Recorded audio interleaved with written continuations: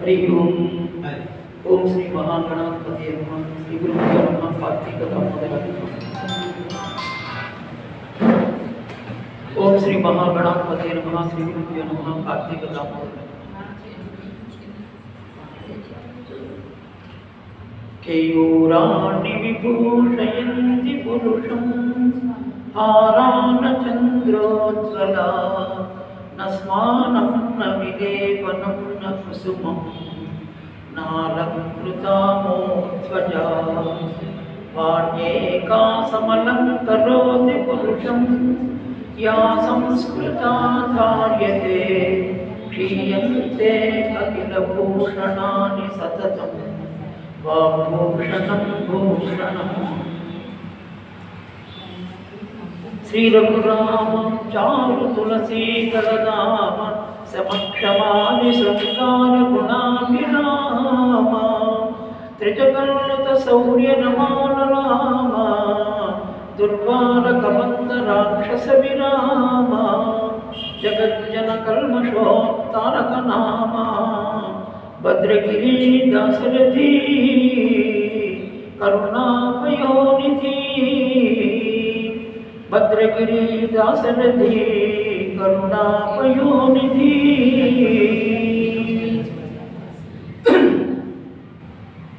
సాహిత్య సాంస్కృతిక కళా రంగాల ప్రోత్సాహ వేదిక అధ్యక్షులు గౌరవనీయులు శ్రీ దాడి చంద్రశేఖరరావు గారికి, వేమన వేషధారి అయినటువంటి గురువర్యులు ఫణీందర్ గారికి, వేమన విజ్ఞాన సభకి విచ్చేసినటువంటి సాహితీమూర్తులకు, మాతృదేవతలకు అందరికీ కూడా హృదయపూర్వక నమస్కారాలు. ఎన్నో దాడి చంద్రశేఖరరావు గారు ఎన్నో అటు బాలబాలికలకి, సమాజానికి, ఇటు సాహితీవేత్తలకి కూడా చక్కగా ఉపయోగపడేటటువంటి, సమాజానికి ఉపయోగపడేటటువంటి ఎన్నో కార్యక్రమాలు వారు నిర్వహిస్తూ ఉంటారు. అందులో ప్రోత్సాహము, ప్రతిభ, సామర్థ్యము, విజ్ఞానము ఇవన్నీ కూడా లోకానికి పరిచయం చేస్తుంటారు. తద్వారా సమాజంలో సంస్కృతము, తెలుగు పట్ల చక్కటి అభినవేశం అందరికీ కలుగుతుంది. ఈ సభకి నన్ను వారు ఆహ్వానించినందుకు కృతజ్ఞత తెలుపుకుంటూ, నేను ఈ సభకు రావడానికి కూడా ఒక కారణం ఉంది. వేమన శతకం చెప్పడం ఒక రకంగా కష్టమేనండి.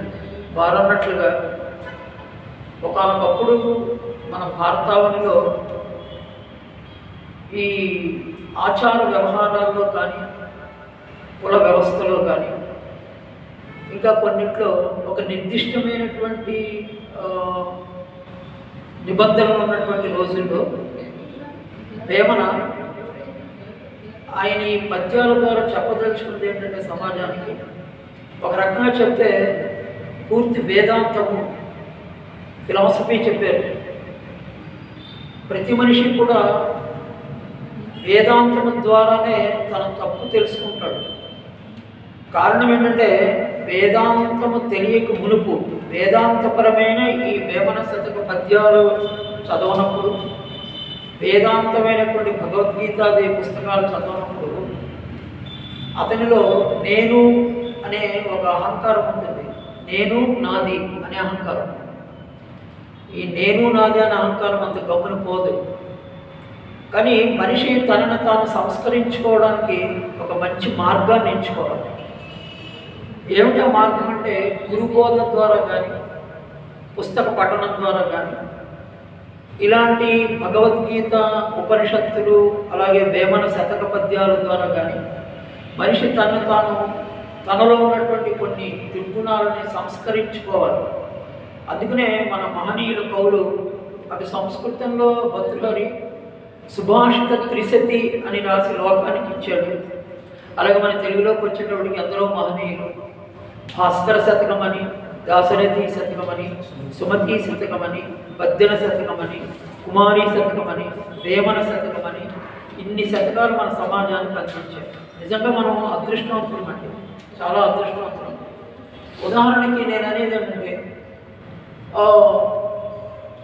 ఒక వ్యవసాయం చేసుకుంటున్నటువంటి వ్యక్తి కానీ లేకపోతే ఒక కార్మికుడు కానీ ఎవరైనా సమాజంలో ఒకవేళ చదువుకోకపోయినప్పుడు వారి పిల్లలకి ఒక హితబుద్ధులు నేర్పాలి అని అన్నప్పుడు ఇటువంటి పద్యాలన్నీ కూడా సహకరిస్తాయండి అద్భుతంగా.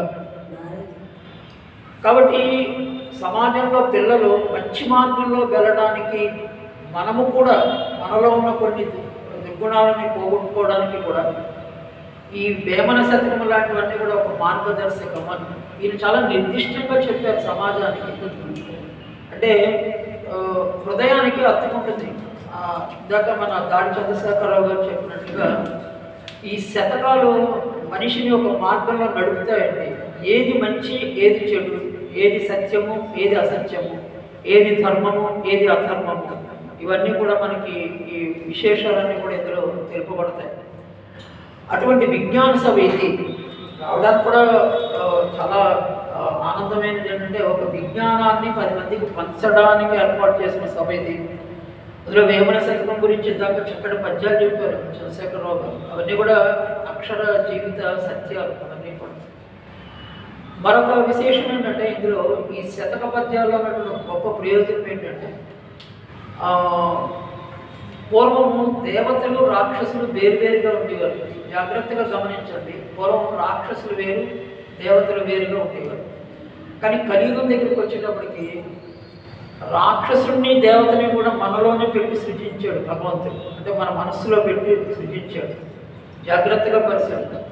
అంటే మానవుడు ఒకప్పుడు మానవుడిగాను మహనీయుడిగాను ఉంటాడు, ఒకప్పుడు దానవుడిగా మారుతూ ఉంటాడు. మనం సమాజంలో చూస్తుంటాం, పేపర్లోనూ గట్ల కూడా దానవత్వం ఉంటుంది, మానవత్వం ఉంటుందండి. రెండు ఒకరి హృదయంలోనే ఉంటాయి. దానవత్వంలో ఉన్నవాడు మానవత్వం విలువలు తెలుసుకోవాలి అని అంటే ఇలాంటివే ఉపకరిస్తాయి. ఈ వేమన ఇలాంటి తత్వాలు అన్నీ ఉంటాయి. లేకపోతే మనిషి ఆది మానవుడు అయిపోతాడు. అంటే రాజీగం నాటి మనిషి అవుతాడు కొన్నాళ్ళకి. నిజంగా ఈ సమాజంలో కానీ తెలుసుకోకపోతే వీటిలన్నింటినీ కట్టగట్టి అటక మీద పెడితే సమాజంలో రానున్నటువంటి భావి తరాల వారు కానీ లేకపోతే ఎవరైనా కానీ ఈ పద్యాలు, ఈ శ్లోకాలు, ఈ శతక పద్యాల యొక్క మూల్యాలు కానీ చెప్పకపోతే మానవుడు తనలో ఉన్నటువంటి దానవత్వము మానవత్వము రెండు. అయితే ఈ దానవత్వము మానవత్వము వచ్చినప్పుడు బుద్ధి విజ్ఞానము చెప్తుందండి, ఇది మంచి ఇది చెడు అని చెప్తుంది. కానీ మనస్సుని జయించేంత శక్తి మానవుడికి లేదు. అందుకనే అది జయించడానికే ఈ శతక పద్యాలు మనకి సహకరిస్తాయి. ఇందులో ఉన్నటువంటి అమూల్యమైనటువంటి విశేషాలు మనకి సహకరిస్తాయి. కాబట్టి మానవుడే మహనీయుడు, మానవుడే దానవుడు అని మనం చెప్పుకున్నప్పుడు దానవుడిగా మారకుండా మానవుడిగా ఉండడానికి ఉపకరించేటటువంటి అమూల్య రత్నాలే వేమన శతక పద్యాలు. చాలా విలువైనవి.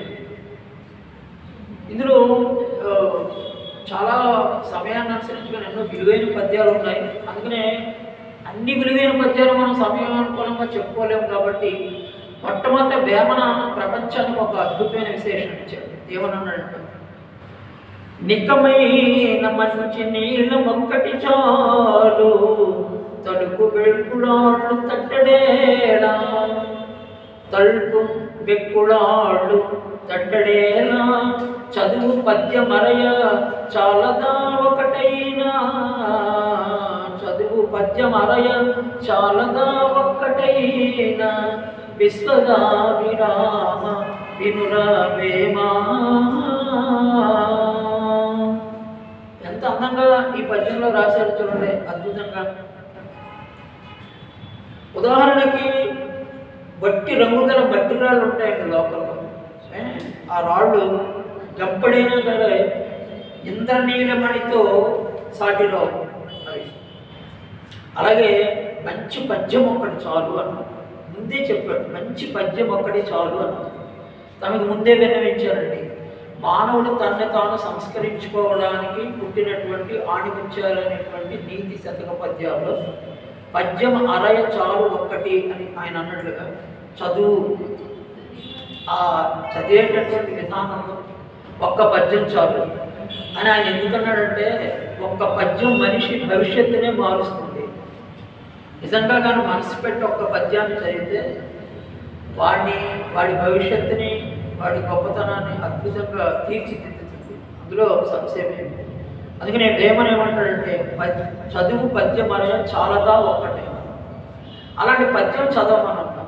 నేను కూడా తల్లిదండ్రులకు ఒక చిన్న విజ్ఞప్తి చేస్తున్నాను. ఆదివారం పూట మీ ఇంట్లో ఒక బ్లాక్ బోర్డ్ లాంటిది కొని దాని మీద తల్లిదండ్రుల శుద్ధముక్కతోటి డేటు వేసి తారీఖు వారం వేసి ఒక శతక పద్యం రాసి కిందన భావన రాసి వదిలేయండి. పిల్లల్ని చదవమని చెప్పకండి. ఇంట్లో ఇదో నేను రాశాను, ఈ పద్యం రాశాను, నువ్వు చదువుతావా చదవా అని అనకండి. మీరేమనకండి, వదిలేయండి.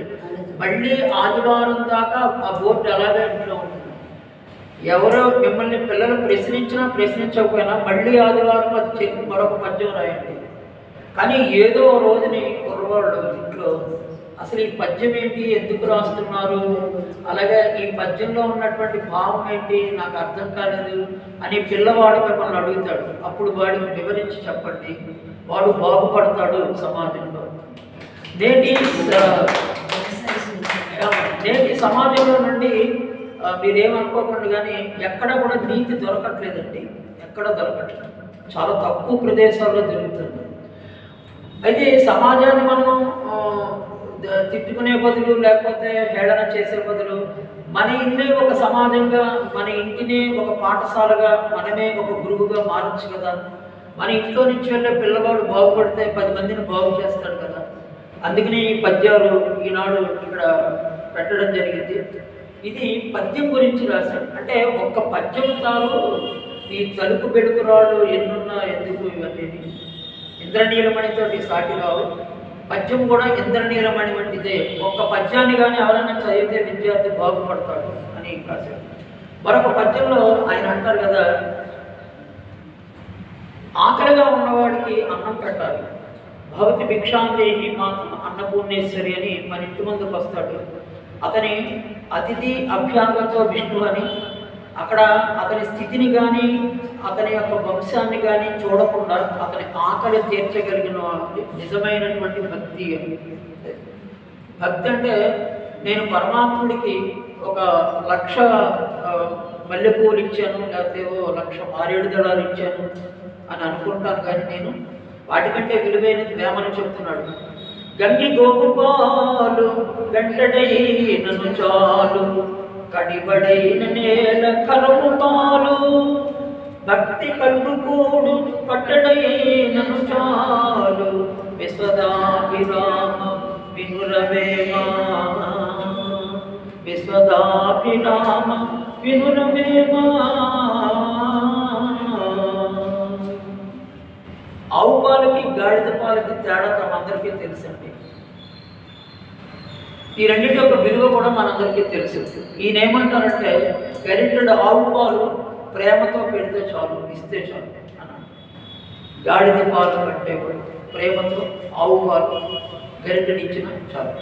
అంతకంటే గొప్పది ఏంటంటే ప్రేమతో పెట్టిన భోజనం పిడికిడైనా చాలు అన్నాడు. ఎంత విషయం. అన్నాన్ని పిడికిడి భక్తితో అన్నం పెట్టమని వేమన ఎందుకు చెప్పాడో తెలుసా? అందులో ఎంత అంతరార్థం ఉందో తెలుసా? లోకంలోనటువంటి బియ్యం ఉంది కదా, అన్నము, బియ్యాన్ని సంపాదించినటువంటి సంపాదన మీద బియ్యము అన్నముగా మారి అది మనం తిన్నప్పుడు ఆ గుణాన్ని ఆశ్రయిస్తుందట అన్నము. జాగ్రత్తగా చూడండి. ఒక అధర్మంగా సంపాదించి తిన్నటువంటి కూడు ఆ అన్నము మనలో పచనమైనప్పుడట ఆ అన్నము మనలో ఉన్నటువంటి ఆ గుణాలను ఇస్తుందట. ఏవి? ఆ వ్యతిరేకమైనటువంటి గుణాలను ఇస్తుందట అన్నము. అలా కాకుండా ధర్మపరంగా సంపాదించినటువంటి అన్నం తిన్నప్పుడు ఆ ధర్మపరమైన గుణాలను ఇస్తుందట. అన్నము మనలో పచనమై ఆ గుణాలను ఇస్తుందని అన్నాడు. అందుకనే అన్నాన్ని అహం వైశ్వానరో భూత్వా ప్రాణినాం దేహమాశ్రిత ప్రాణాపాన సమాయుక్త ప్రజాన్నం చతుర్వేదం అన్నాడు. అంటే అన్నము పరబ్రహ్మ స్వరూపంగా చెప్పారు అని అన్నాడు. కాబట్టి ఒక ఇల్లాలు భర్తకి పిల్లలకి అన్నం వడ్డించేటప్పుడు కానీ, అతిథికి అన్నం వడ్డించేటప్పుడు కానీ, మనం ఎవరైనా సమాజంలో పేదవాడికి అన్నం పెడుతున్నప్పుడు కానీ భక్తితో ప్రేమతో పెట్టాలి. లేకపోతే అది వ్యర్థము. అంటే ఒక చిన్న పద్యాల్లో భోజనము ఎలా పెట్టాలి, దాని విలువ ఏమిటి, ఆవు పాల యొక్క విలువ ఏమిటి, అక్కడ ఎంత ఇచ్చామా అంత ఇచ్చామా అని. ఇప్పుడు ఈశ్వరుడికి నేను ఏదో ఇన్ని లీటర్ల పాలు ఇచ్చాను అభిషేకానికి నేను అనుకుంటాను, కానీ ఈయనేమంటున్నారంటే గరిటెడు పాలు చాలు ఈశ్వరుడికి, మనసా వాచ కర్మణ మనం ఇచ్చే పాలు చాలు అని అక్కడ భక్తితత్వాన్ని దాన్ని కూడా ఇక్కడ చెప్పడం జరిగింది. రెండోది ఒక అద్భుతమైన విషయం చెప్తున్నాడు ఏంటంటే, మనం ఒక దానం చేస్తున్నా, ఒక పుణ్యప్రదమైనటువంటి కార్యక్రమాన్ని చేస్తున్నా, ఒక యాగం చేస్తున్నా, ఈయన ఏమంటారంటే చిత్తశుద్ధి కావాలి అని అంటారు. చిత్తశుద్ధి కావాలి, చాలా అద్భుతమైనటువంటి మాట చిత్తశుద్ధి. మనం చేసే పనిలో చిత్తశుద్ధి.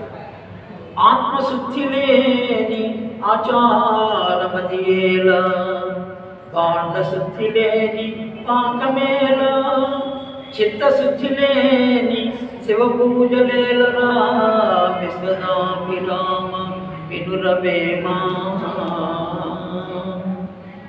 అన్నీ మనకి సత్యాలే చెప్తున్నాడండి. నేను నాది అనే అహంకారం పోవాలండి. నేను ఈ పూజ చేస్తున్నాను, నా వలనే జరిగింది, నేనే ఇస్తున్నాను, ఇట్లాంటివి లేకుండా ఉండడానికి వేమన ఎంతో చక్కగా చెప్తున్నాడు.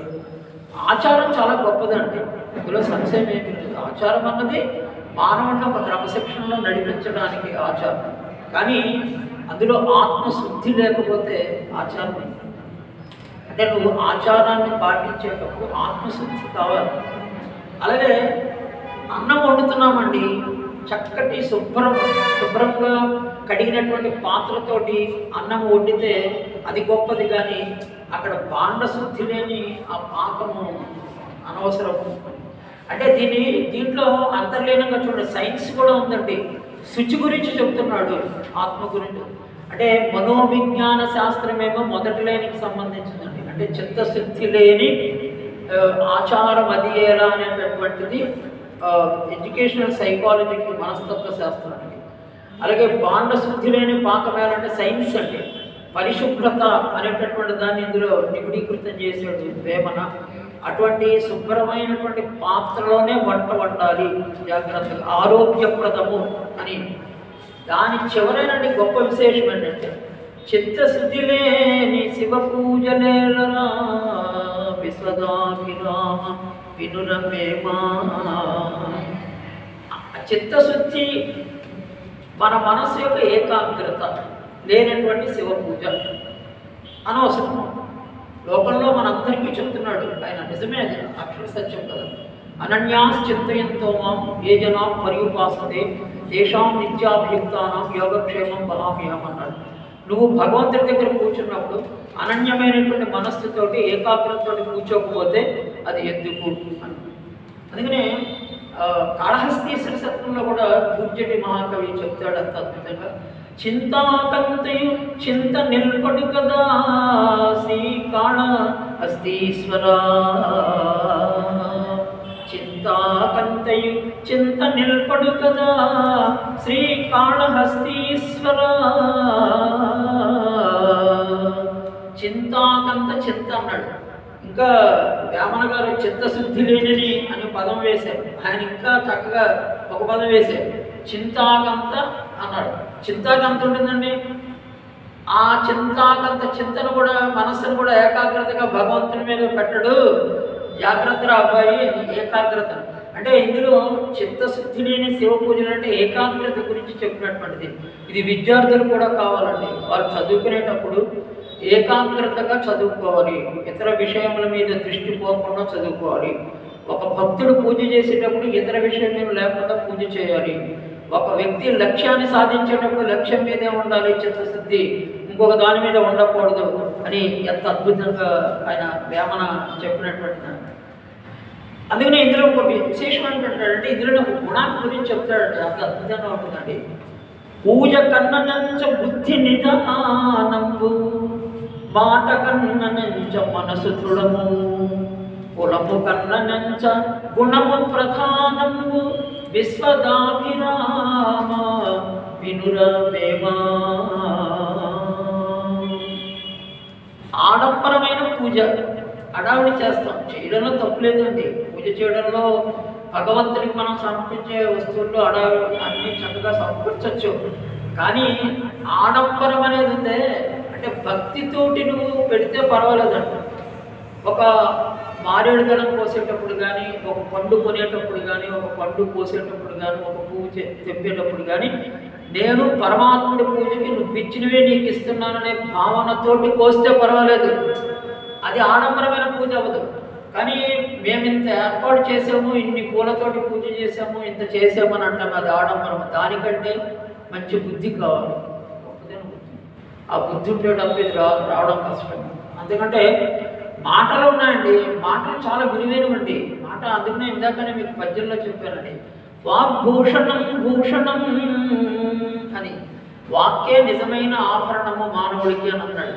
ఇక్కడ మాటల కన్నా మనస్సు చాలా గొప్పది. అది మాట అంటే చక్కటి మాట 10 మందిని ఆకట్టుకుని ఆనందాన్ని ఇస్తుంది, ఎవరి మనస్సును నొప్పించమని.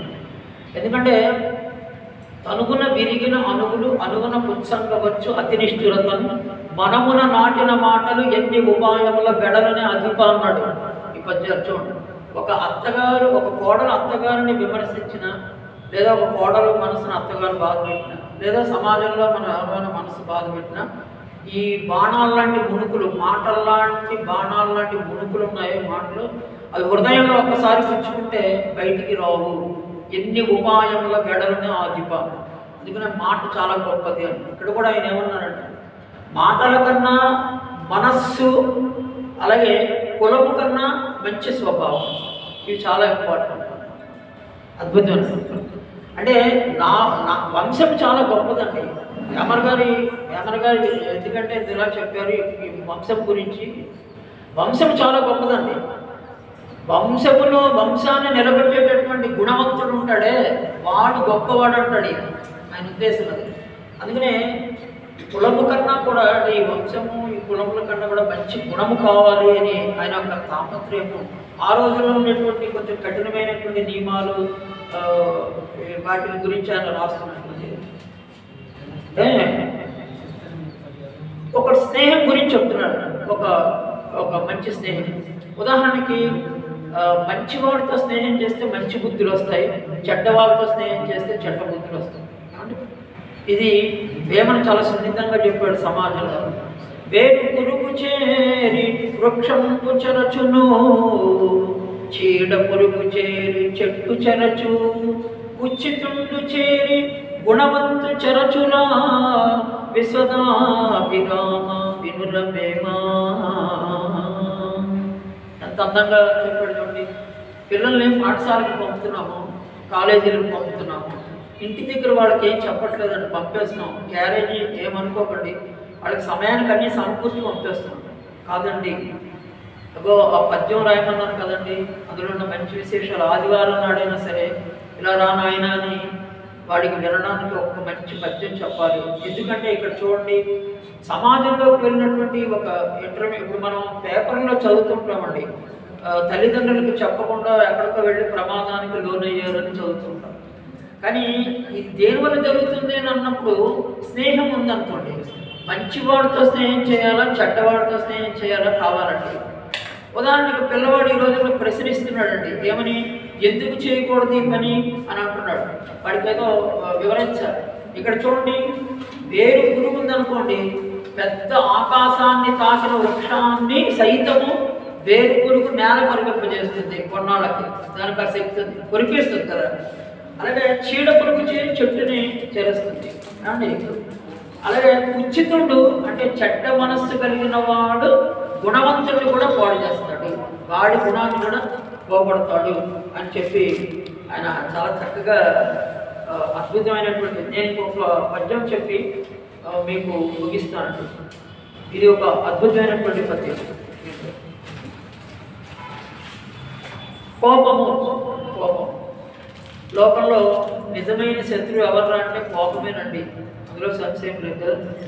ఈ కోపాన్ని జయించడం ఎలాగా అనేది వేమన గారు అంటే, సమాజంలో పూర్వం చాలా కోపంగా ఉండేవారండి పెద్దలు.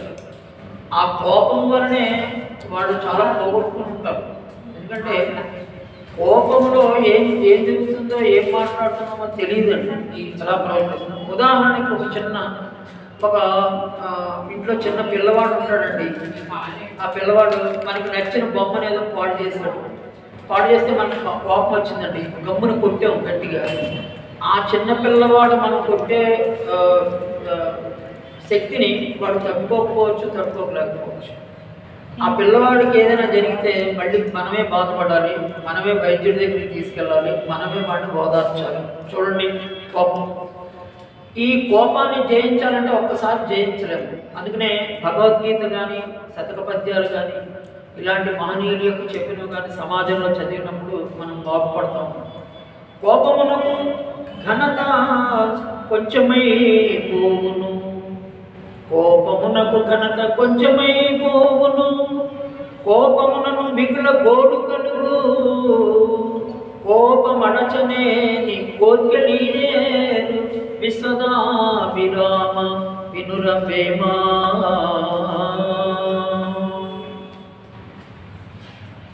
కోపం వల్ల నిజంగా గొప్పతనం తగ్గిపోతుందండి, అందులో సంశయం లేదు. తన కోపమే తన శత్రువు.